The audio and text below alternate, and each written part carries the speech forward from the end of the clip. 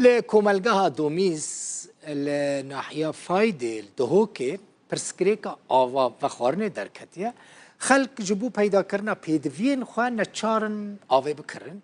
جبرکو آوا وان جه پروژه فایده ته بدست خستن نها آستا بندا و موصله جی گلکی داکتیه پرسکریک ده پیدا کرنا آوه دادی درد کفن جبروه که نها هجمار وان تانکرین کو آوه جبو خلقیتینن کتنه دوره و کاروان وان تانکران گلکی درش بویه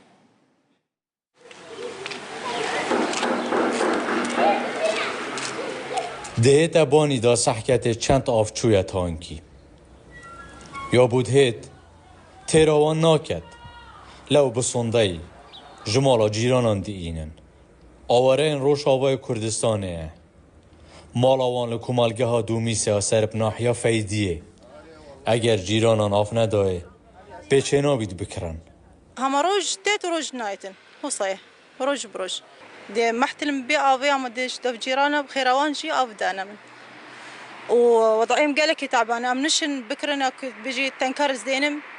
آوي بكرن نينا يعني ایدی پرانیا خلک سنور ناحیا فیدیه پش بستناوان مایل سر تانکن ترومبیلان لبر شمعین بیرن بن عرد بوی سرا خود قواتاته توی باشی؟ برسالم سيدة نابت بخير؟ سيبان چه مسئله تانکو آب شب بویه کیم بویه؟ خود سيدة مشروع دوميسي ساكني وجا آوان مالا حمي كدي سر تانكرا بري بيقا بتو تادي سيارة كل بي بيقا بتو تي نيف ساعات دي 10 سيارة كون بر سعر تانکی چوه؟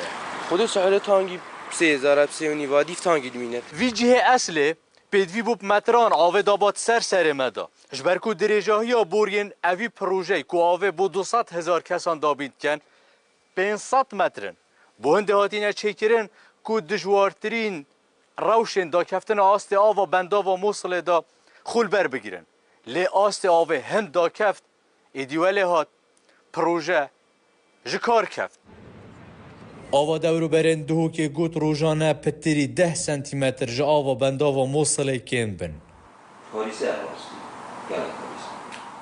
روزانه یا جت هتا بردان سه جارکی زیده تره جیات هتا سر 10 حتی 20 سانتیمتر روزانه اف بلنداهی آوه داد کوید او آوا کود هتا سر شریبار دیجلت هتا سر سکری میسل 200 متر سجار چرکه که دا شلای ترکیه و تنه بردان و حکومت عراق جی 405 متر سجار ترکیه که دا آوه بردتن تقنيت كيش نبي تشابه تقنيت كيش يعني زيادة المشروع ما يراصني بر تقنيت كيشن وكدنا اردي خلاص پیشتر پروژه آوا ناحیا خان که جکار کفت بو کو آو بو 50,000 مروفان دابیند کر نها دوام پروژه کو آوا ناحیا فیدیه لگل 6 کمپین آواره و پنابران کو 200,000 مروف بهیویه ونه او جی جکار کفت دابین کرن آواوان مایه بهیویا پروژه آوا خراب دیمیوه کو آوا سنتر باجره دهوکیه لو بردان آوه دنهادا گلک کم بویه حیدر دوسکی رو داو ناحیا فیدیه